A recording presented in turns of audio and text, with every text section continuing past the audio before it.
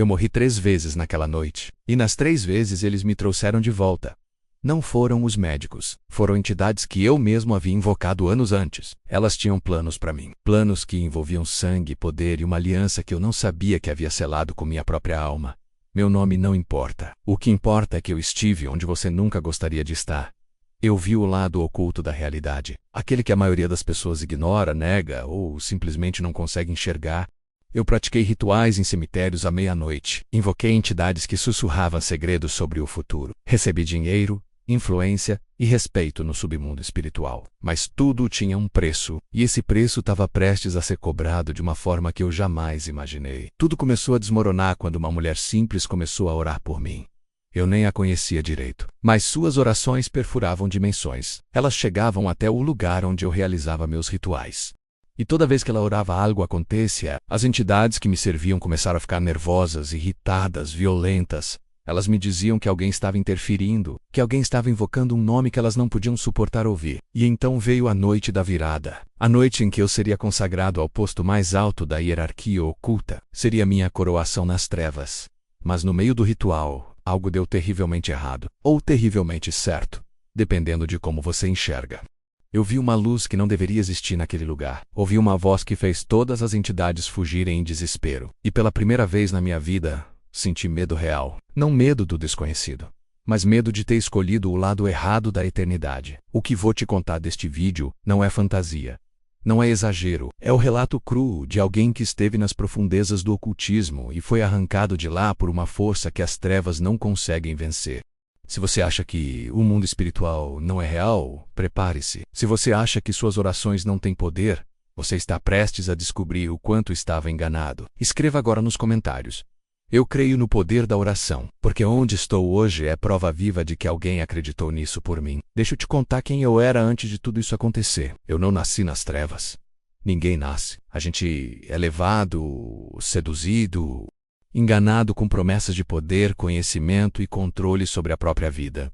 E foi exatamente assim que começou comigo. Eu cresci em uma família comum. Religião era algo distante, mecânico. A gente ia à igreja de vez em quando, mas nada daquilo fazia sentido para mim. Eu tinha perguntas que ninguém conseguia responder. Eu queria entender o lado oculto da vida. Queria saber o que acontecia além do que os olhos podiam ver. E foi essa curiosidade que abriu a primeira porta. Tudo começou na adolescência. Um amigo me apresentou a livros sobre esoterismo, magia e ocultismo. No começo parecia inofensivo. Era só conhecimento. Certo, informação. Mas aqueles livros não eram apenas páginas impressas. Eles carregavam algo, uma energia, uma presença. E quanto mais eu lia, mais eu sentia uma atração inexplicável por aquele mundo. Aos 19 anos eu fiz meu primeiro ritual. Foi algo simples, uma invocação para abrir caminhos. Eu acendi velas, desenhei símbolos no chão e pronunciei palavras em uma língua que eu mal entendia. E então aconteceu. Eu senti uma presença ao meu lado. Não era imaginação, era real, palpável. E ela me disse que eu tinha potencial, que eu poderia ter tudo o que quisesse, se eu apenas continuasse. E eu continuei e, durante anos, eu me aprofundei em práticas cada vez mais pesadas. Fui iniciado em sociedades secretas. Aprendi a manipular energias, a invocar entidades específicas para propósitos específicos. Eu fazia trabalhos para outras pessoas, amarrações, feitiços de prosperidade, rituais de vingança, e funcionava. As coisas aconteciam. O dinheiro vinha. As portas se abriam. Mas junto com tudo isso, algo dentro de mim começou a morrer. Eu comecei a ter pesadelos terríveis. Via criaturas horrendas ao meu redor. Sentia presenças constantemente. Não tinha mais paz. Não conseguia dormir sem sentir que estava sendo observado. E o pior, eu comecei a ver o resultado do que eu fazia. Famílias destruídas, pessoas enlouquecendo, relacionamentos desmoronando. Eu era um instrumento de destruição. E as entidades que eu servia não se importavam com nada disso. Para elas, sofrimento humano era apenas combustível. Mas eu estava preso. Eu havia feito pactos, jurado lealdade. E quando você entra nesse mundo, sair não é uma opção. Eles te dizem isso desde o início. Você pertence a eles. Sua alma foi negociada. E se você tentar sair, as consequências são terríveis. Eu vi pessoas tentarem abandonar o ocultismo e serem destruídas. Doenças súbitas, acidentes inexplicáveis, loucura, morte. Então eu continuei. Por medo, por dependência, por orgulho, eu me tornei respeitado naquele meio. Era consultado por pessoas influentes. Tinha acesso a círculos que a maioria nem imagina que existem. Mas por dentro eu estava vazio, morto, sem esperança. Eu sabia para onde eu estava indo depois da morte. E esse conhecimento me aterrorizava todas as noites. Foi nesse estado que eu cheguei àquela noite. A noite da consagração. A noite em que tudo mudaria. Eu seria levado a um nível onde poucos chegam. Teria acesso a poderes que poucos têm, mas para isso, eu precisaria entregar algo definitivo. Algo irreversível. E foi exatamente no momento dessa entrega que o impossível aconteceu. A noite da consagração foi marcada para acontecer em um lugar isolado, uma propriedade rural abandonada, longe de olhos curiosos. Éramos 7, cada um com sua função no ritual. Eu seria o consagrado. Os outros eram mestres, guias espirituais que me conduziriam através da cerimônia. O ambiente estava preparado. Velas negras formavam um círculo perfeito. Símbolos desenhados com sangue de animal no chão de terra batida. Incensos que exalavam um cheiro sufocante. E no centro de tudo, um altar de pedra onde eu deveria me deitar. O ritual começou à meia-noite. Cânticos em línguas antigas ecoavam no silêncio da madrugada. Eu podia sentir a presença delas. As entidades, elas estavam ali, ao redor, esperando ansiosas. A energia no lugar era densa, opressora. Cada respiração parecia pesar. Cada movimento exigia esforço. Era como se o próprio ar estivesse carregado de uma escuridão tangível. Eu me deitei no altar conforme instruído. Meus olhos fixos no céu sem estrelas. E então eles começaram a invocação. Palavras que eu havia decorado, mas que naquele momento pareciam ter vida própria. Cada sílaba pronunciada fazia o ambiente vibrar. Eu sentia algo se aproximando. Algo grande, algo antigo. E pela primeira vez em anos de prática, eu senti medo. Foi quando aconteceu, no meio do ritual, uma das entidades que sempre me acompanhava manifestou-se visivelmente. Não era a primeira vez que eu vi uma materialização, mas dessa vez era diferente. Ela estava agitada, nervosa. E então ela disse algo que me gelou. Alguém está orando. Alguém está invocando o nome dele. Precisamos acelerar isso antes que seja tarde demais. Eu não entendi de imediato quem estava orando. Por que isso importava? Mas os mestres entenderam. Eles intensificaram os cânticos. Apressaram as etapas. Havia urgência agora. Algo estava interferindo. Algo que eles temiam. E foi nesse momento que eu comecei a perceber uma verdade que o ocultismo sempre escondeu de mim. Nós não éramos os poderosos. Nós éramos os servos. E havia algo ou alguém que as próprias entidades temiam. De repente eu comecei a ver imagens. Não eram apenas pensamentos. Eram visões claras, nítidas, como se eu estivesse assistindo a cenas reais. Eu vi uma mulher de joelhos em um quarto simples. Ela chorava. Suas mãos estavam levantadas e seus lábios se moviam em oração. Eu não a conhecia. Nunca a tinha visto. Mas de alguma forma, eu sabia que ela estava orando por mim. E cada palavra que saía de sua boca era como uma lâmina cortando as cordas que me prendiam àquele altar. As entidades ao meu redor começaram a gritar. Não eram gritos de vitória. Eram gritos de raiva, de desespero. Elas ordenavam que os mestres continuassem, que acelerassem. Mas algo estava quebrando. Eu podia sentir. As correntes espirituais que me mantinham ali estavam se partindo uma a uma. E então eu vi mais. Vi um jovem viciado em drogas sendo libertado no exato momento em que sua mãe clamava o nome de Jesus. Vi demônios fugirem de casas quando famílias se reuniam para orar. Vi fortalezas espirituais inteiras desmoronarem porque um grupo de intercessores insistiu em oração e jejum. Eu estava vendo o outro lado da guerra.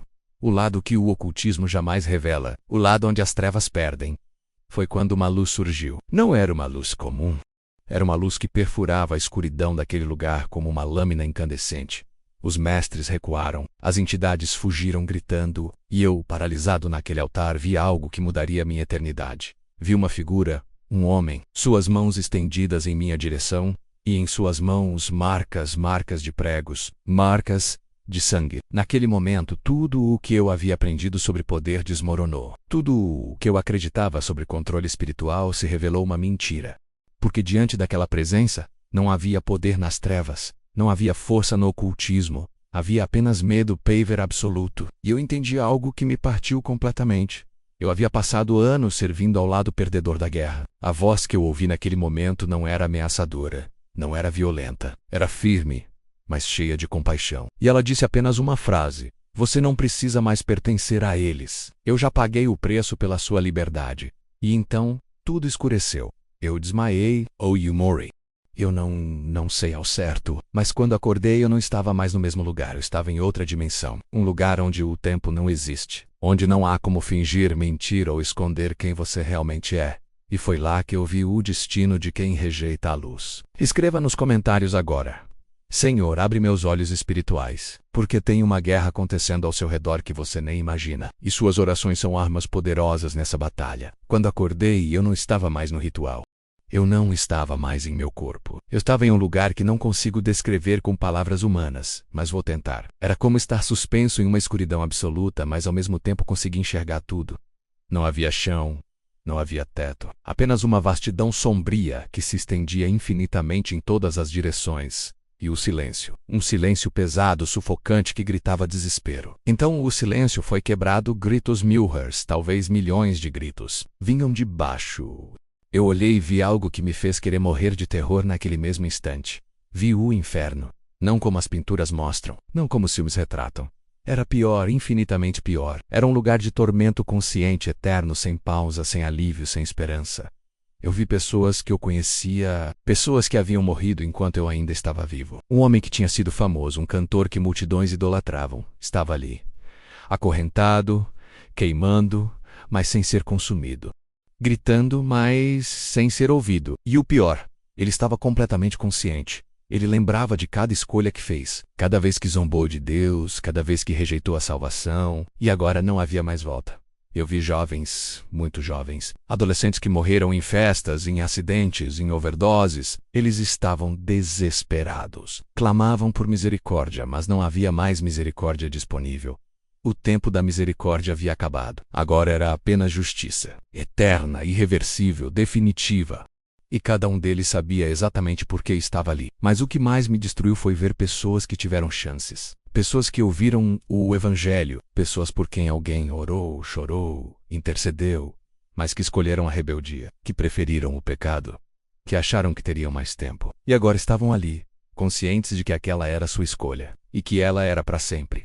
Uma entidade se aproximou de mim, não era como as que eu invocava, essa era diferente, maior, mais terrível.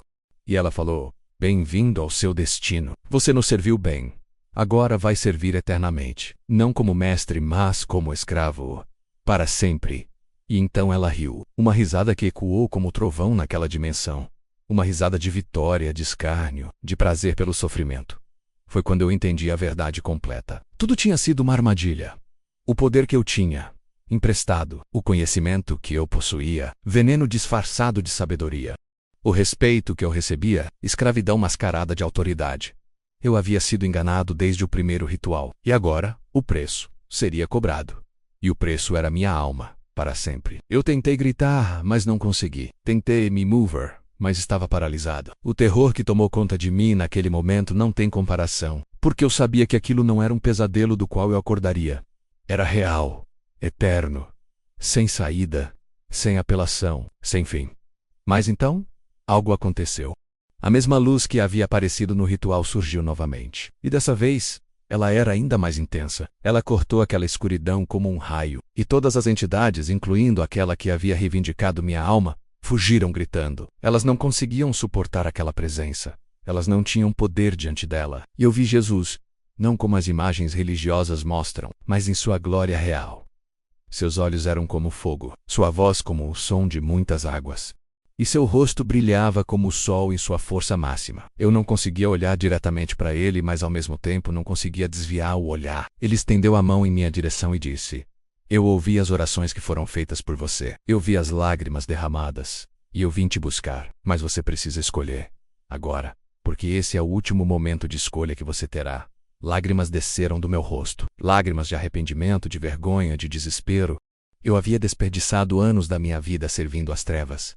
Eu havia machucado pessoas, destruído famílias, causado sofrimento imensurável. Como ele poderia me aceitar? Como ele poderia me perdoar? Mas então ele mostrou suas mãos. As marcas dos pregos ainda estavam lá. E ele disse: isso foi feito por você. Antes mesmo de você nascer, eu sabia que você cairia. E eu paguei o preço pela sua redenção. Mas você precisa aceitar. Você precisa renunciar. Você precisa escolher. Naquele momento eu não pensei mais nada. Não pensei nas consequências. Não pensei no que os mestres fariam. Não pensei no que as entidades poderiam tentar. Eu apenas clamei. Com toda a força que restava em mim, eu gritei: Jesus, me salva! Eu renuncio tudo. Eu entrego minha vida a ti. Me tira desse destino. E o que aconteceu em seguida foi indescritível. Correntes que eu nem sabia que existiam se quebraram. Vínculos espirituais que me prendiam há anos se dissolveram como fumaça. Demônios que me acompanhavam constantemente fugiram gritando em terror. E uma paz que eu nunca havia experimentado em toda a minha vida, inundou meu ser. Jesus me tocou. E no instante em que ele tocou, eu senti que estava sendo recriado, lavado, purificado. Era como se todo o veneno espiritual que eu havia acumulado durante anos estivesse sendo extraído de mim. Eu estava sendo liberto. Verdadeiramente liberto. Ele então me mostrou algo. Me levou de volta àquele quarto simples onde a mulher orava. E eu vi que ela ainda estava lá, de joelhos, chorando, clamando. E Jesus me disse: ela nunca te conheceu pessoalmente, mas eu coloquei seu nome no coração dela. E ela não desistiu. Mesmo quando parecia impossível, ela continuou orando. E por causa da fidelidade dela, você está aqui agora. Vivo, livre, salvo. Naquele momento eu entendi o poder real da oração. Não é magia. Não é manipulação. É conexão com o Deus Todo-Poderoso. É acesso direto ao trono da graça. É a arma mais poderosa que um ser humano pode ter. E quando alguém ora com fé, persistência e amor, ou se o sei moviu, inferno treme, e vidas são arrancadas das garras da morte eterna. Jesus me olhou nos olhos e disse: agora você vai voltar e vai contar o que viu. Vai avisar aqueles que estão no mesmo caminho que você estava. Vai dizer que ainda há tempo, que ainda há esperança, mas que o tempo está se esgotando e que a escolha precisa ser feita agora. Então eu acordei, de volta ao meu corpo, de volta àquela propriedade rural. Mas tudo havia mudado. Os mestres haviam fugido. O altar estava quebrado, as velas apagadas, e eu estava sozinho, mas não completamente sozinho, porque agora eu tinha uma presença diferente comigo, uma presença de paz, de luz, de vida. Os primeiros dias após aquela noite foram os mais difíceis da minha vida. Eu havia sido liberto espiritualmente, mas ainda estava vivendo em um corpo e em uma realidade que carregavam as marcas do meu passado. Minha casa estava cheia de objetos ocultistas, livros, amuletos, velas rituais, símbolos, roupas cerimoniais. Tudo precisava ser destruído. E quando comecei a fazer isso, a guerra intensificou. As entidades que eu havia servido não aceitaram minha libertação pacificamente e elas se voltaram. Tentaram me aterrorizar durante a noite. Sussurravam ameaças. Faziam barulhos, tentavam me convencer de que eu havia cometido um erro. Diziam que Jesus não era real, que aquilo tinha sido apenas uma alucinação e que eu deveria voltar antes que fosse tarde demais. Mas algo havia mudado dentro de mim. Eu não tinha mais medo delas, porque eu havia visto a diferença de poder. Eu sabia quem realmente vencer aquela guerra. Eu queimei tudo, cada livro, cada objeto, cada símbolo. Fiz uma fogueira no quintal e destruí anos de envolvimento com as trevas. E a cada item que pegava e o renunciava, eu quebrava pactos. Eu declarava minha liberdade em nome de Jesus. E era como se camadas e mais camadas de opressão fossem sendo removidas de mim. Eu podia respirar de novo. Podia dormir sem pesadelos. Podia olhar no espelho sem ver morte nos meus próprios olhos. Mas a transformação não foi apenas espiritual. Foi prática. Eu precisei mudar completamente meu estilo de vida. Precisei cortar relacionamentos. Pessoas que eu considerava amigas eram, na verdade, pontes para o mundo que eu estava deixando para trás. E quando elas perceberam que eu havia me convertido, a reação foi violenta. Alguns zombaram, outros ameaçaram. Alguns até tentaram me puxar de volta através de manipulação emocional.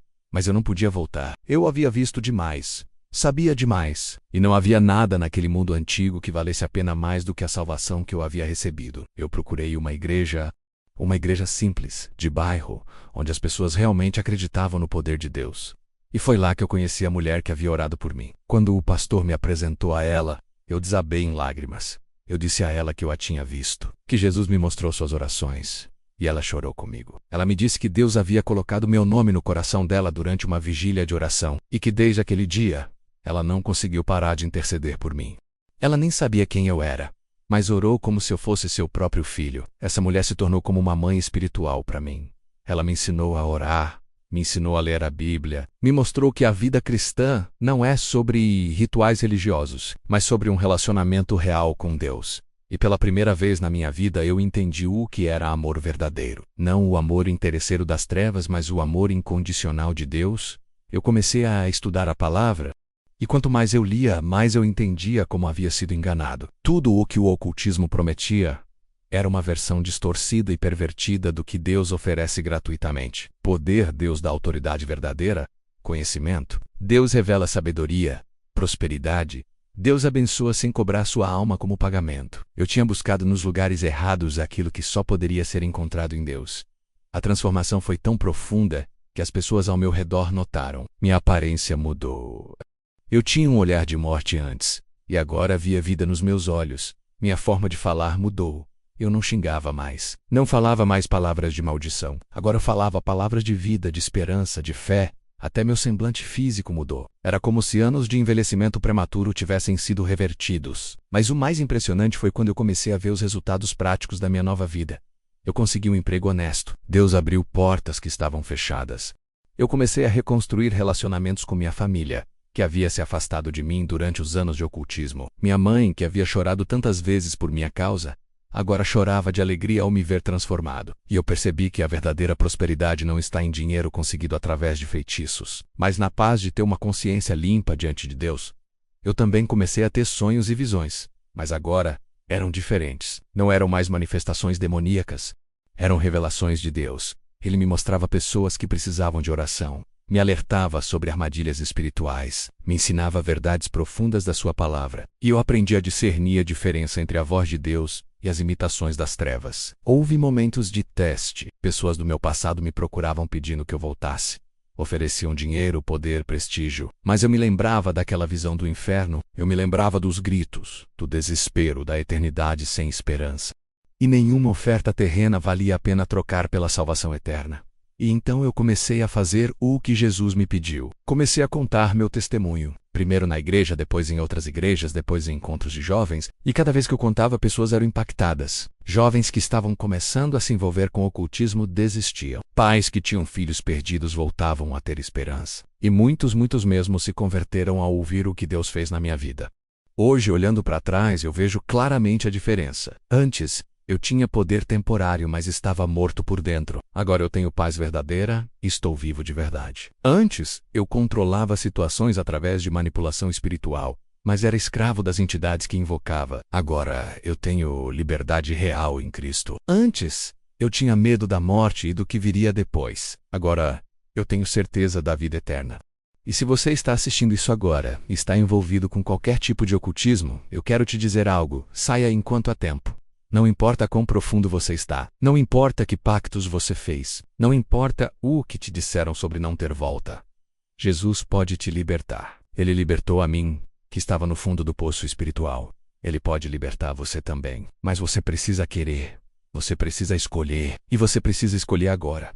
Compartilhe este vídeo com alguém que precisa ouvir essa mensagem. Pode ser aquela pessoa que você sabe que está se envolvendo com coisas erradas. Pode ser aquele amigo que está em depressão e buscando respostas nos lugares errados.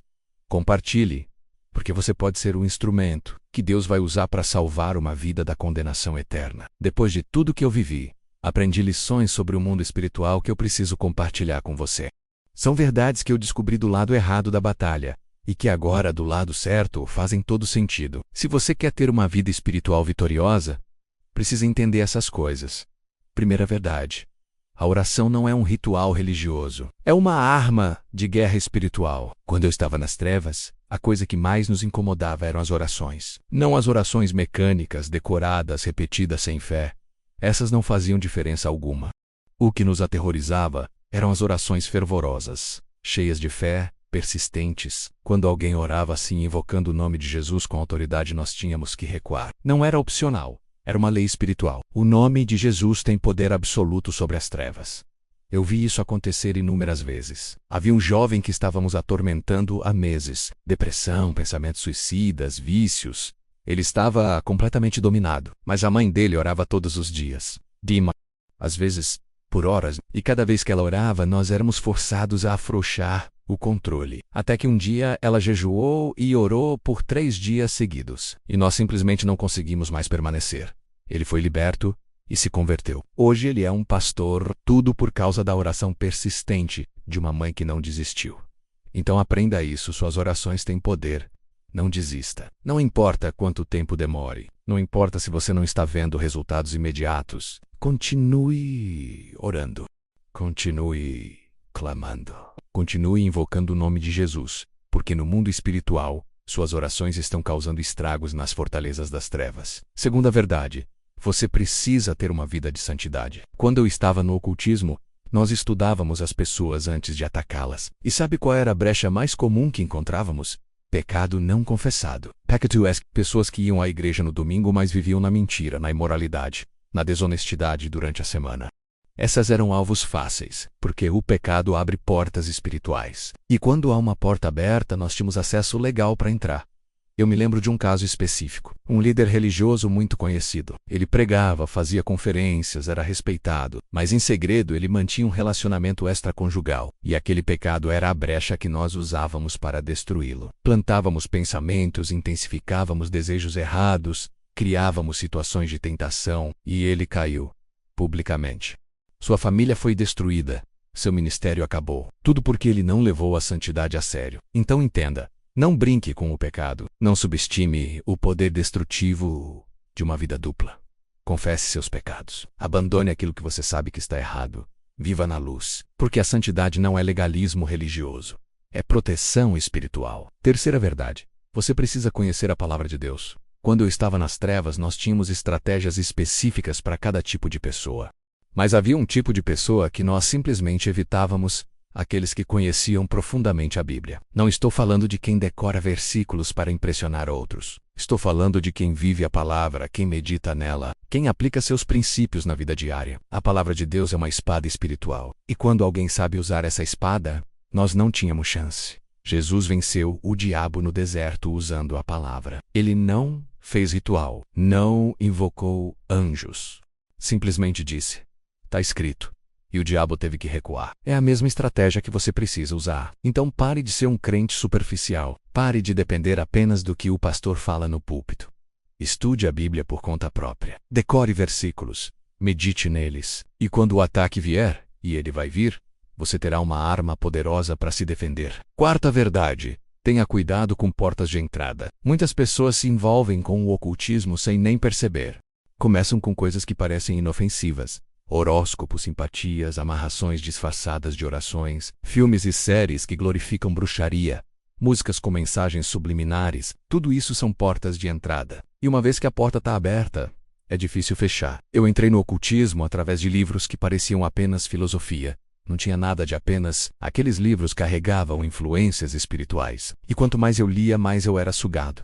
Hoje eu sei que existem objetos amaldiçoados. Existem músicas que carregam encantamentos. Existem práticas que parecem culturais, mas são rituais disfarçados. Então seja vigilante. Questione o que você permite entrar na sua casa, na sua mente, na sua vida. Se algo te afasta de Deus, se algo te deixa espiritualmente pesado, se algo traz confusão ou medo, livre-se disso. Não vale a pena correr o risco. Quinta verdade: interceda por outros.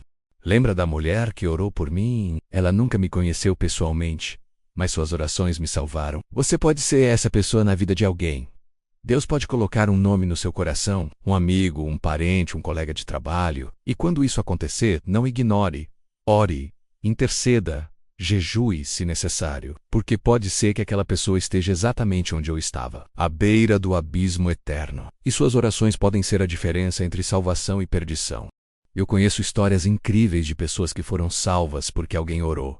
Um homem estava prestes a cometer suicídio. Já tinha a arma na mão. E de repente recebeu uma ligação de um amigo dizendo que Deus havia colocado ele no coração para orar e que queria saber se estava tudo bem. Aquela ligação salvou a vida dele. Aquela oração quebrou o plano do inferno. Então não subestime o poder da intercessão. Quando Deus colocar alguém no seu coração, pare o que estiver fazendo e ore. Você pode estar sendo usado para salvar uma vida. Sexta verdade: prepare-se para a eternidade. Tudo nesta vida é temporário. Dinheiro, fama, prazer, sucesso, tudo vai passar. Mas a eternidade não. Você vai existir para sempre. A única questão é onde, e essa escolha precisa ser feita agora. Não há escolha após a morte. Não há segunda chance. É agora ou nunca. Eu vi o inferno, vi o desespero eterno. E também vi a glória que aguarda aqueles que escolhem Jesus. E não há comparação. Não há absolutamente nada neste mundo que vale a pena trocar pela eternidade com Deus. Nada. Então, faça a escolha certa. Entregue sua vida a Jesus. Abandone o pecado. Viva para Deus. e prepare-se para a eternidade, porque ela está chegando mais rápido do que você imagina. Escreva nos comentários agora: eu não vou desistir da oração. Declare isso, porque o inferno precisa saber que você está firme, que você não vai recuar, que você vai lutar espiritualmente até ver a vitória. Chegamos ao final deste relato, mas na verdade, este não é um fim.